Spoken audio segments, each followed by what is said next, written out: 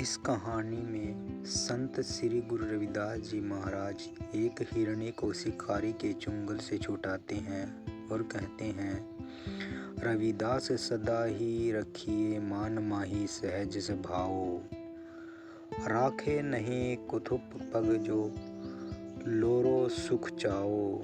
सतगुरु रविदास जी महाराज प्रभु के नाम सिमरण रूपी श्रेष्ठ मार्ग पर चलने का उपदेश देते हैं कि जीव को सदा ही सहज स्वभाव अपने हृदय में प्रभु का नाम बसाना चाहिए। जिस जीव को परमानंद की चाहत है उसको कभी बुरे मार्ग पर पांव नहीं रखना चाहिए। श्री गुरु रविदास जी महाराज बहुत कोमल हृदय के महापुरुष थे। एक बार लहर तारा तालाब जो कि श्री गुरु कबीर साहिब जी की प्रकट स्थली है, उन दिनों यहाँ पर घना वन था। इस एकांत में स्थान पर श्री गुरु रविदास जी समाधि अवस्था में बैठे प्रभु का सिमरण कर रहे थे। आसपास में कुदरत का बहुत प्यारा दृश्य मन को मोहित कर रहा था। इसी समय एक हिरणी भागती इधर निकल आई, जिसके पीछे शिकारी लगा हुआ था। वह हिरणी को मारने के लिए तैयार था। शिकारी ने हिरणी को अपने काबू में कर लिया था। हिरणी ने सोचा कि अब उसका जीवन मुश्किल में पड़ गया है और शिकारी उसे मार डालेगा। उसने सोचा कि अब वह अपने बच्चों को नहीं मिल सकती, दूध पिलाना तो बहुत दूर की बात है। हिरणी अपने मन में ऐसा सोचकर दुखी हो रही थी और अपने बच्चों को याद कर उसकी आंखों में आंसू बहने लगे। यह देखकर शिकारी ने हिरणी से पूछा कि तेरी आंखों में आंसू आने का क्या कारण है। हिरणी ने कहा कि मुझे अपने बच्चों की याद आ रही है, इसलिए मेरी यह हालत है।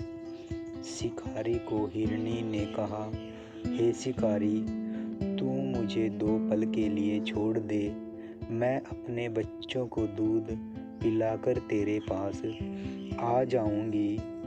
शिकारी ने उत्तर दिया कि यह कोई तुम्हारी जमानत देगा तो मैं तुम्हें छोड़ सकता हूँ। पास ही गुरु रविदास जी थे। उन्होंने शिकारी को कहा कि मैं इसकी जमानत देता हूँ और तेरे पास तब तक रहूँगा जब तक हिरणी वापस नहीं आ जाती। शिकारी ने 2 घड़ी के लिए हिरणी को छोड़ दिया। हिरणी तेजी से भागती हुई अपने बच्चों के पास पहुंची। बच्चों ने जब देखा कि उनकी माता आ गई है तो वह अपनी माता से लिपट गए। जब वह दूध पीने लगे तो उन्होंने देखा कि उनकी माता उदास है।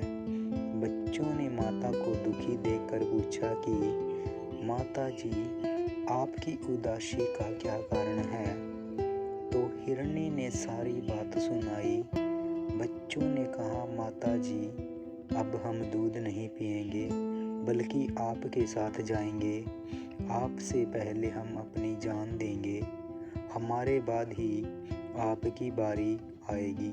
हिरणी कुछ देर बाद अपने बच्चों के साथ जहाँ शिकारी और गुरु जी बैठे थे वहाँ पहुँच गई। हिरणी ने शिकारी को कहा कि अब इन संत महापुरुषों को छोड़ दो, हम 2 घड़ी से पहले आपके पास पहुँच गए हैं। जब शिकारी ने हिरणी को मारने के लिए कटार का वार किया तो शिकारी का कटार वाला हाथ ऊपर ही रह गया। वह जड़ पत्थर के समान हो गया। उसको अपनी आंखों के सामने मृत्यु नाचती हुई दिखाई देने लगी।